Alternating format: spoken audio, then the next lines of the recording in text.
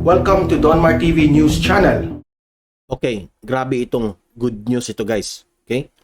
BBM hindi na kinaya sa malala na problema ng agrikultura natin sa Pilipinas. Okay? Siya na mismo ang pansamantalang tatayong sekretary o mamuno sa Department of Agriculture. So, yan ang ipapakita nating video ngayon. Mag-comment react tayo dito na merong kunting press conference kahapong nangyari kay Bongbong Marcos. Okay? So, bago natin i-play ang video na yan, mag-like muna sa video na ito. Like lahat para kakalat ito sa taong bayan. Importante yan. Okay? Like. Okay, tapos na. At marami ditong mga nanonood na hindi pa nakasubscribe sa akin. So, please subscribe to my channel, Donmar TV. Okay, subscribe na, subscribe. Madali lang yan. Okay, tapos na. Ang like, tapos na rin. Okay. Hit the notification bell also so that you will be updated sa mga galawan ni BBM. Okay, dito sa ating channel. Okay, so i-play natin itong video. Let's listen muna sa interview ni Bongbong Marcos tungkol sa pasabog niyang siya muna ang mamuno sa Department of Agriculture. Let's play the video and listen to BBM. As to agriculture, I think that the problem is severe enough that I have decided to take on the portfolio of Secretary of Agriculture, at least for now. And at least until we can reorganize the Department of Agriculture in the way that it will make it ready for the next years to come. Marami tayong mga kailangang palitan, marami tayong mga medyo naging mga iba't ibang opisina na hindi na masyadong nagagamit o kailangan nang i-retool para sa post-pandemic. Dahil nga iba na yung ating ginagawa ngayon, bumabalik tayo or going back to basics. Ilang beses nyo na sa aking narinig ito, back to basics. We're going back to basics and trying, and we will rebuild the value chain of agriculture. And that is why I thought it's important that the President take that portfolio so that not only to make it clear to everyone what a high priority we put on the agricultural sector, but also as a practical matter so that things move quickly because the events of the global economy are moving very quickly. We have to be able to be agile. We have to be able to respond properly in a measured way as soon as there is a situation that needs to be addressed. Tama. So that's essentially what we discussed, and that is my announcement for today. I will take a few questions. Sir? Yes, ladies first. Sir, Marie Sumali of GMA7. Since you are taking on the portfolio as Secretary of DA, what will be your marching orders? What will be the priorities specifically in order to secure this food crisis that we are already in? There are many priorities that we have to attend to simultaneously. First of all, will be to try and increase production as we come into the planting period, the harvest period after the rainy season, during, before, and after the rainy season. Hopefully, we can counteract some of the increases in prices. You may have noted that Thailand and Vietnam, for example, one of our main sources of imported rice, have decided to ban their rice exports, at least for now.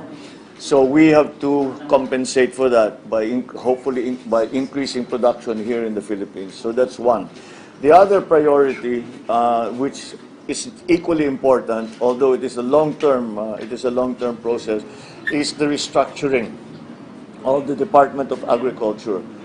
As I have mentioned many times before, many of the agencies have changed their function over the years, and maybe it's time to return them, I talk about the places, organizations like the NFA, the FTI, the Kadiwa, which we have already started to see, especially at the local level. But we have to restructure the actual department so as to be more responsive to the global situation now when it comes to food supply. As to agriculture, So ayan, narinig natin ang kanyang announcement tungkol sa Department of Agriculture na hindi na kinaya ni Bongbong Marcos ang problema ng agrikultura natin na nagkaproblema tayo sa food supply. Kaya siya na mismo ang hahawak nito. Okay? Siya na mismo ang pansamantalang tatayong secretary o mamuno dito sa Department of Agriculture. Okay?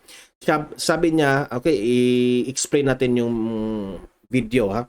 Sabi niya, ito'y hanggang maayos na ang agrikultura sa Department of Agriculture natin sa Pilipinas, no?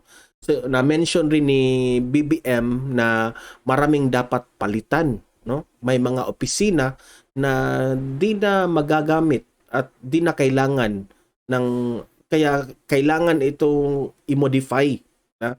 So useless na yung ibang agencies.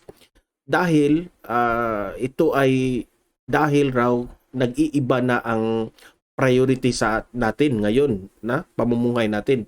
It's from pandemic na ibabalik natin yung back to basic kasi marami tayong na what do you call that, na miss during pandemic kasi yung priority natin sa panahon ni Pangulong Duterte ay yung COVID-19 pandemic problema natin kasi buhay rin ng tao yun, di ba?